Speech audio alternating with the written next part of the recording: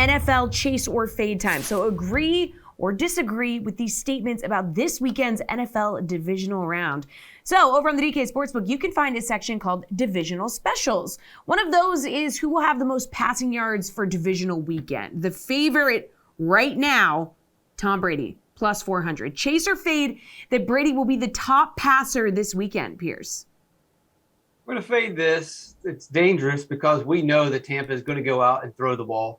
I've said all season Tampa needs to run the ball and then pass at the end of the season. Well, they've just passed all season long, and they're going to continue to pass, and they don't really have any running backs, and they're facing a good rush defense. But I would rather go with Joe Burrow against a terrible Tennessee team that doesn't deserve to be in the playoffs.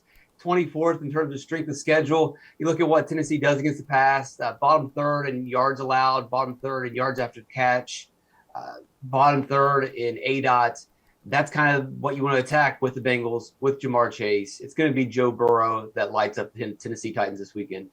All right, Geoff, Tom Brady plus 400. Do you think he'll be the top passer this weekend? I mean, we just can't get one segment, Pearce. One segment without Pearce just trashing the Tennessee Titans. Okay, segment next week when Tennessee's eliminated. Oh, okay. Oh. Too soon. Wow. Oh, okay. Anyways, no, look, Burrow maybe, but the Tennessee Titans pass rush could certainly get to him in this spot. I think Burrow is one of the players you can consider, but I'm definitely fading Tom Brady in this spot. And the main reason why, look, we have a game with Patrick Mahomes and Josh Allen in it. And I really think that you should probably just be targeting there. You look at the setup of all these different games, you know, the Tampa Bay Buccaneers, beat up offensive line, the Rams coming in on the road. I could actually see that game just being a little bit more like slower paced than people realize. Aaron Rodgers and the Packers could just run up the score and get ahead so they don't have to throw much. But I think Mahomes and Allen are in a spot where they're going to be going at it all game. I think you've got to take the plus 450 on Mahomes. I believe he should be switched with Brady here in the odds, and I think that's where your best value lies. All right, Alan, where are you going? I'm surprised to see Brady as the favorite, but maybe it's because more casual bettors are coming into the marketplace as the games become more high profile and New York and other states are legalizing. Brady's the name brand player that the market's going to gravitate to. But let's not forget, Brady's without Chris Godwin, and man, could they use Antonio Brown right now. I wouldn't care if he went full streaker. I would have kept him on the team. As Geoff just said, Patrick Mahomes and the Chiefs look like the actual real Chiefs that we used to know last week against the Steelers. And I know KC's defense is rock solid, but Josh Allen is a man on a mission right now. DK Sportsbook, you're giving me plus 600 on Josh Allen? Yes, please. All right, guys, moving on with the divisional specials, we have the most receiving yards for this weekend. Currently, for good reason, Cooper Kupp is the favorite in this category at plus 500. But Kupp can't be the guy every week. Can he or can he? So chase or fade that Cooper Kupp will not be the top receiver for the divisional round, Geoff. I mean, Cooper Kupp has proven that he can be the guy every week. But look, we are in kind of a different season here with the playoffs. And like I said, I am expecting the Rams, if they get up in that game, to maybe just be a little bit more conservative than people think. And the real thing here is just, I mean, the odds. Like, we've got a couple players in A.J. Brown and Tyreek Hill available at plus 1,300 and plus 1,600. I mean, maybe they're not as consistent as Cooper Kupp, but I mean, Brown, I get that he's in a low volume passing offense, but Matt, the matchup here is probably the best on the board in terms of all the top receivers. Eli Apple, a guy who could be guarding him here, was picked on last week. Look, we've seen A.J. Brown down the stretch. He basically won the San Francisco game for the Tennessee Titans just with how dominant he was against weaker corners. Plus 1,300 here is way too big. And then give me a break. Like Tyreek Hill at plus 6. I get it. The Bills are a good pass defense. Tyreek Hill looking the healthiest he's looked, in my opinion, last week. Finally scored on a go route. I'm not sure if people are paying attention to that. This is just way too big odds for Tyreek Hill. Alan, chase or fade Cooper Kupp will not be the top receiver for the divisional round. I am going to chase that he's not going to be. That's like a double negative, right? But either way, Kupp averaged 114 yards per game in the regular season, and that was insanity. If you had him on your fantasy team, he was an auto play in DFS no matter what the cost was. And however, though, Odell Beckham is now fully integrated into the game plan, and Cam Akers is defying all injury logic. He looked great last week. I expect Kupp to have a great game, but they don't need to rely on him like they did earlier in the season. The Rams may have been record chasing a little bit towards the end of the season with Kupp.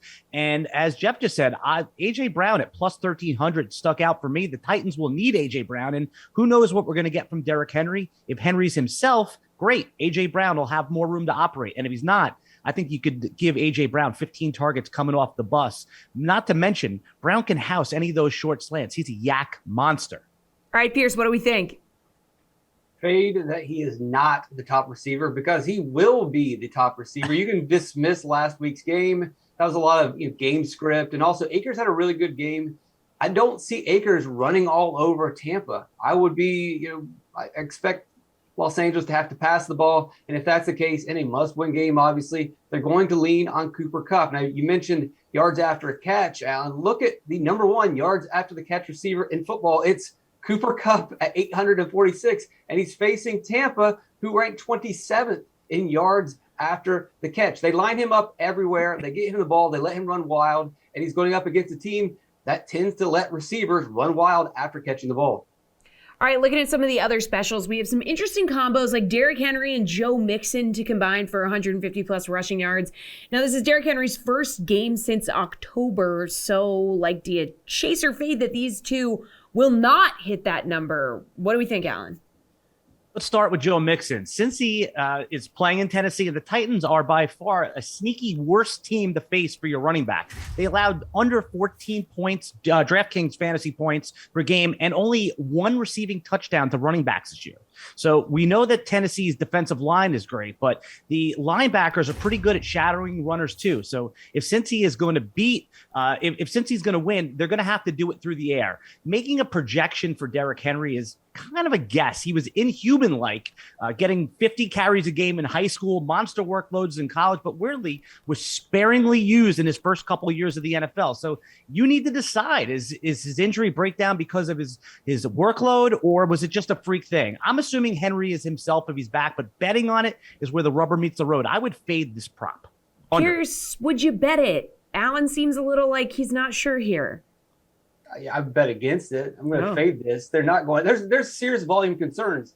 As Alan mentioned, Cincinnati, their path to success here is through the air, and that's what Cincinnati's been doing recently anyway. Mixon will probably be more active in the passing game, so you're not going to get any rushing yards there. And we don't know what the volume is going to be for Derrick Henry, how much he's going to play. And if Henry goes over this, it's probably going to be on a big run. So if that's the case, then I would much rather take a longest rush prop for Henry, which there isn't one on the board, but there is one for Joe Mixon, and it's just 12.5 rushing yards. If Cincinnati's passing game is working, that means less guys are going to be in the box. You're going to see the rushing lanes open up, and you could easily see Mixon going over this number. He went over 12.5 rushing yards on a rush 10 times this season. In 15 games this season, he went over 10 yards on a rush. So if you're looking for a running back prop bet, I would look for Joe Mixon going over 12.5 rushing yards on a rush.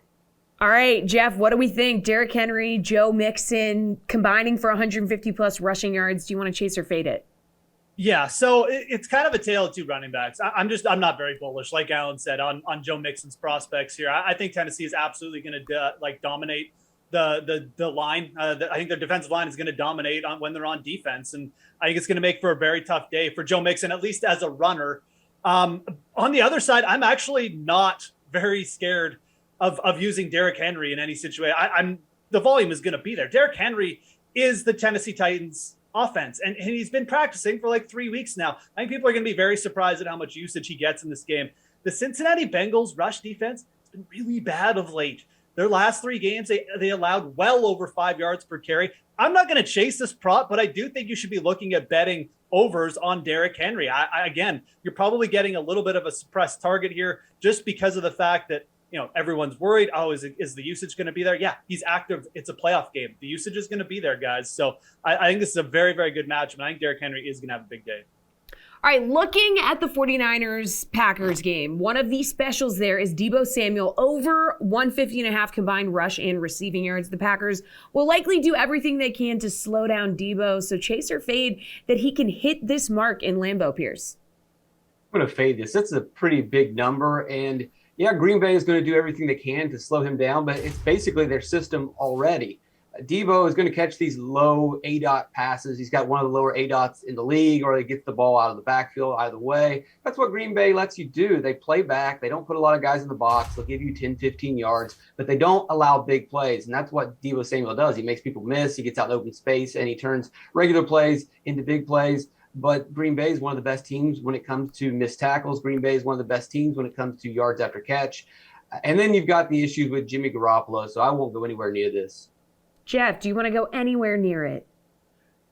I mean, I'm not quite as often as Pearce, but I'm still going to fade it as well. I think if you look at it from the odds perspective, plus 350, you're probably getting, it's pretty close to correct. You may even be getting just like a touch of value here, but I just look at this matchup, and I talked about this yesterday. I just fear that Green Bay just takes over this game, and that maybe Garoppolo ends up getting injured. And Pearce is right. Like, what Green Bay does is limit big plays well in their secondary. They limited Deebo Samuel to 5 catches on 10 targets in their first game. It was a horrible conversion rate. I don't really see why anything's going to change there. It may even get worse. So I just think with the matchup concerns, I'm going to fade Deebo. I mean, he's definitely got the capability of doing this. Maybe just gets like a 70-yard garbage time touchdown too, but it's not quite just a good enough spot for me to want to chase this, even though the odds are looking a little bit juicy. Alan, do you want to fade Deebo in this spot? I'm with the guys. Deebo is one of the best weapons in all the NFL, and he'll get his, but Green Bay is going to bracket him. Kyle Shanahan will still be creative enough to get Deebo the ball in a variety of ways, but it's going to be cold and nasty in Green Bay, and the 49ers are going to want to keep the ball out of Rodgers' hands and chew the clock. Deebo is going to be a major part of that game plan. Give him 10 runs as a running floor and a few screens, but that might be about it. This could be more of a George Kittle day. We haven't seen him emerge lately. All right, last one for this segment, guys. Looking at Bills and Chiefs. The special here is Patrick Mahomes and Josh Allen, 10 or more passing touchdowns combined at plus 2,000. So both guys threw for 5 touchdowns last week, but there's no way they can do it again, right? So chase or fade that they get to this total on Sunday, Geoff. I mean, I just don't think you're getting good enough odds to take a shot here. I feel like we need more closer to like plus 4,000 or something. I mean, there's just so many scenarios where even if you get a shootout type game, like Josh Allen runs for 3 touchdowns and throws 2 touchdowns or something, or even Patrick Mahomes rushes for a touchdown. And then we haven't even talked about scenarios where like the defense ends up scoring and then one of the quarterbacks just ends up having a slow day. I just don't think plus 2,000 is big enough in the odds for me to want to take a shot here. I'm expecting points, but again, I just not getting enough juice here from the old DraftKings Sportsbook to make me bullish on this one. Alan, not good enough odds for you? Betting against 10 touchdown is obviously a sensible thing, but plus 2,000 is interesting. I mean, if you have a $20 bill and burning a hole in your pocket, and if we get one of those pinball games, it's a nice $400 payoff for you. Realistically, the Bills have rediscovered Devin Singletary over the last month. He's likely to get the ball when they get in close. And if Singletary, if not him, it's going to be Josh Allen with sneaks. I mean, the odds aren't good enough to do it, but if you want a fun bet, it's why not? If you get pinball. Here's my comparison. I'm betting a guy to win a golf tournament at plus 6,000 this week. So if I'm betting for 10 touchdowns, I mean, I feel like I need at least like plus 3 maybe. I don't know. That's just my. You're absolutely right. Pierce has something silly to say here, like, the Titans are going to lose. So. It's not sensible, but it's a fun bet, and you're likely going to lose. So, but if you want to do it, what the heck? We love fun, right, Pearce? Yeah, I agree. It's a fun bet, but it should be more fun, like Geoff's mentioning here. It should be plus 4,000. It should be plus 5,000. There's just too many holes in this. You have 2 really good defenses that are at the top of the league in limiting scoring. So if by some miracle there are 10 touchdowns, you need all 10 touchdowns to be passing touchdowns. That means they can't run the ball in with a running back. That means you need the quarterbacks to be active, and you need 2 active rushing quarterbacks to intentionally not run the ball into the end zone. They have to pass it into the end zone. There's just too many what ifs. The numbers should be so much higher. It's fun, but it should be more fun.